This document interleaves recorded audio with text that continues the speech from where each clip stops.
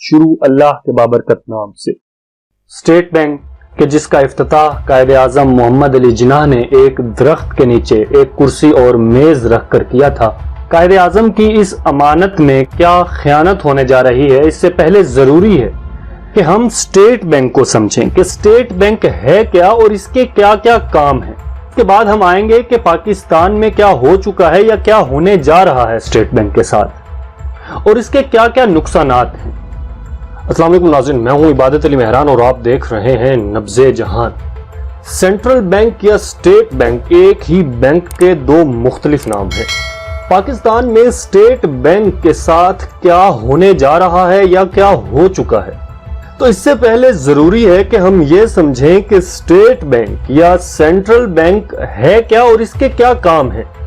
اگر آپ 10 کا یا 5000 کا کوئی بھی نوٹ لیں، پاکستان میں جتنے بھی کاغذ کے نوٹ ہیں ان میں سے کسی بھی ایک نوٹ کو اٹھائیں تو اس پہ بینک دولت پاکستان لکھا ہوتا ہے، اور اسی بینک دولت کو انگریزی میں یا انگلش میں سینٹرل بینک یا اسٹیٹ بینک کہتے ہیں۔ اگر ہم بینک دولت کی آسان سی تعریف کریں تو وہ یہ ہوگی کہ اسٹیٹ بینک، جسے بینک دولت بھی کہا جاتا ہے اردو میں، معاشی نظام کا سربراہ بینک ہے، اور جس کا کام پاکستان میں جتنے بھی تجارتی یا دوسرے بینک ہیں ان تمام کو مانیٹر کرنا اور ان تمام بینکس کی پالیسیاں کنٹرول کرنا ہوتا ہے۔ اس بات کو مزید واضح کرنے کے لیے میں آپ کو ایک مثال دیتا ہوں۔ جیسے کسی بھی پرائیویٹ سکول یا پرائیویٹ کالج یا یونیورسٹی کے اندر مختلف کاموں کے لیے مختلف شعبہ جات قائم کیے جاتے ہیں، جیسے کہ طلبہ ہیں پڑھائی کے لیے، یا اساتذہ ہیں درس دینے کے لیے، یا مثال کے طور پر دیگر انتظامیہ ہوتی ہے جو دوسرے امور کو سنبھالتی ہے، اور ایک پرنسپل آفس ہوتا ہے۔ پرنسپل آفس کا کیا کام ہوتا ہے کہ پرنسپل آفس ان تمام اداروں کو، ان تمام شعبوں کو مانیٹر کرتی ہے یا کنٹرول کرتی ہے۔ پرنسپل آفس ہی وہ پالیسیاں بناتا ہے اس ادارے کے لیے، اس ادارے کو چلانے کے لیے، اور باقی تمام فیلڈز کے افراد ان پالیسیز کو کے انڈر رہتے ہوئے یا ان پالیسیز کو مد نظر رکھتے ہوئے اپنے اپنے کام انجام دیتے ہیں۔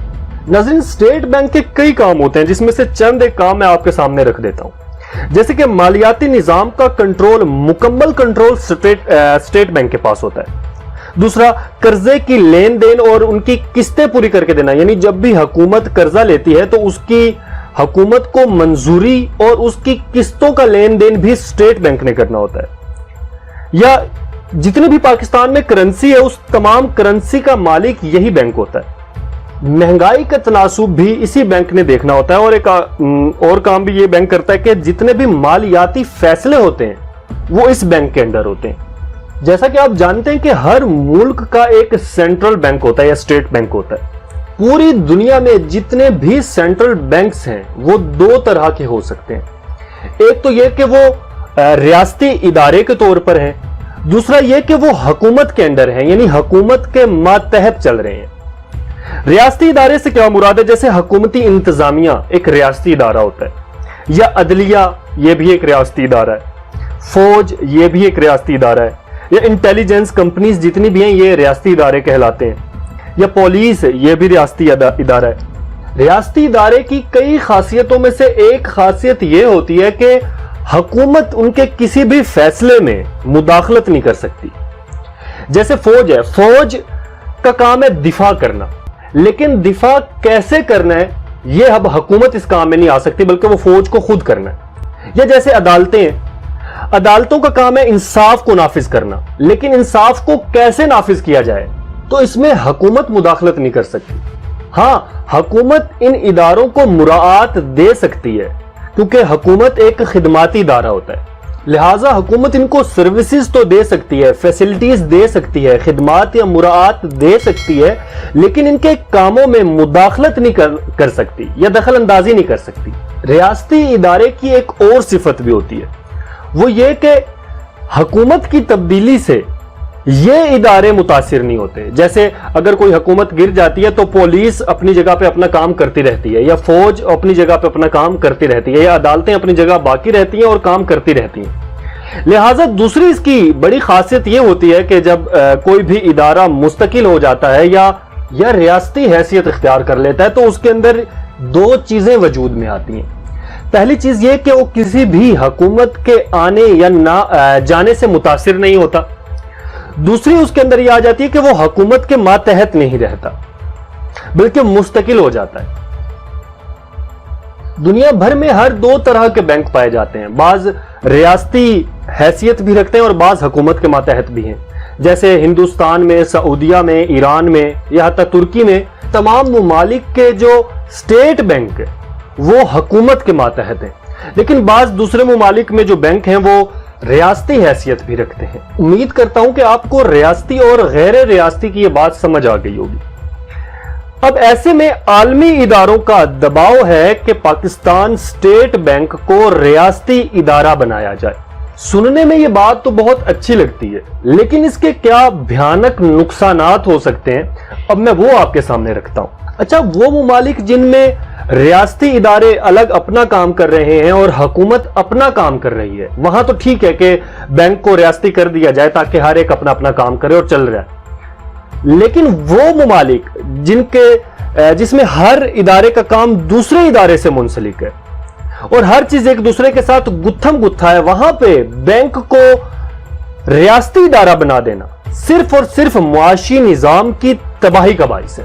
اب میں آپ کو اس کے نقصانات بتاتا ہوں کہ اس کا سب سے پہلا اور بڑا نقصان رازداری یعنی سیکریسی کا خاتمہ ہے.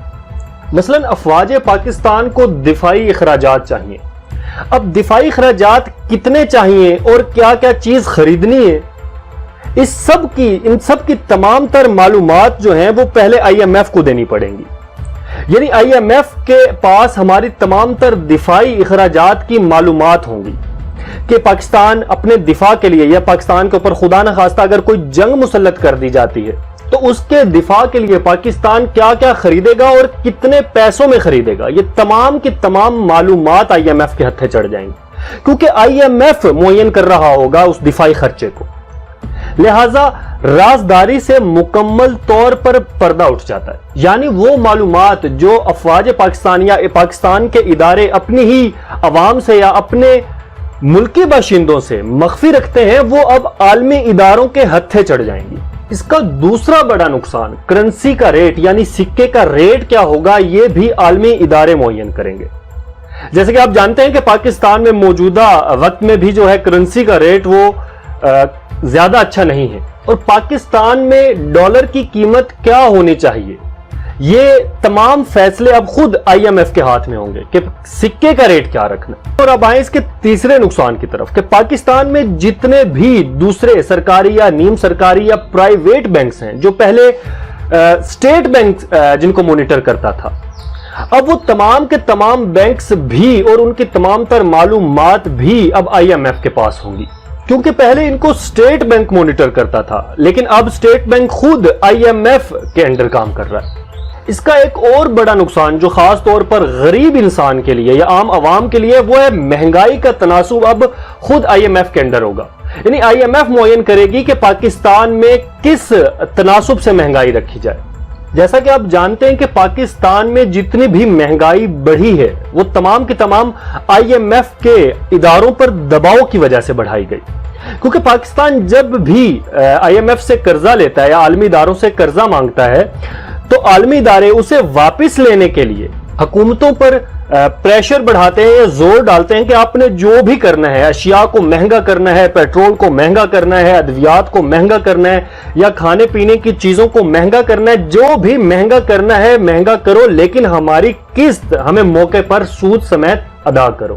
لہٰذا قیمتوں میں کتنا اضافہ کرنا چاہیے یہ اب ڈائریکٹ آئی ایم ایف خود معین کیا کرے گی. اس کے کئی اور بھی نقصانات ہو سکتے ہیں. اسٹیٹ بینک کی جتنی بھی بڑی پوسٹ ہیں جیسے چیئرمین ہے، مینیجنگ ڈائریکٹر یا چیف جنرل مینیجر یا کسٹم اسسٹنٹ، یہ جتنی بھی بڑی پوسٹ ہیں یہ تمام کی تمام آئی ایم ایف خود ان میں اپنا بندہ رکھے گا یعنی اپنے بندے بھرتی کرے گا اور وہ جتنے بھی افراد آئیں گے وہ آئی ایم ایف کے نوکر ہوں گے نہ کہ اسٹیٹ بینک کے. لہٰذا واضح ہے کہ وہ آئی ایم ایف کے سود اور نقصان کے بارے میں سوچیں گے نہ کہ پاکستان اسٹیٹ بینک کے، اور ایسے میں پاکستان اسٹیٹ بینک مکمل طور پر کباڑا ہو جائے گا. لہٰذا ہر چیز کا فیصلہ اور اختیار آئی ایم ایف کے اور عالمی اداروں کے ہاتھ چلا جائے گا اور یہ لوگ ہاتھ پر ہاتھ دھرے یوں ہی دیکھتے رہ جائیں گے. ਯਾਰੋ ਅਗਰ ਇਹ ਤੁਹਾਨੂੰ ਵੀਡੀਓ ਪਸੰਦ ਆਈ ਹੈ ਤੇ ਆਪਣੀ ਰਾਏ ਤੋਂ ਜ਼ਰੂਰ ਆਗਾਹ ਕਰੋ ਤੇ ਸਾਡੇ ਚੈਨਲ ਨੂੰ ਸਬਸਕ੍ਰਾਈਬ ਕਰੋ। ਆਪਣਾ ਖਿਆਲ ਰੱਖਿਆ ਜੇ ਤੇ ਆਪਣੇ ਪਿਆਰਿਆਂ ਦਾ। ਖੁਦਾ ਹਾਫਿਜ਼ ਹੋ ਨਿਗਹਿਦਾਰ।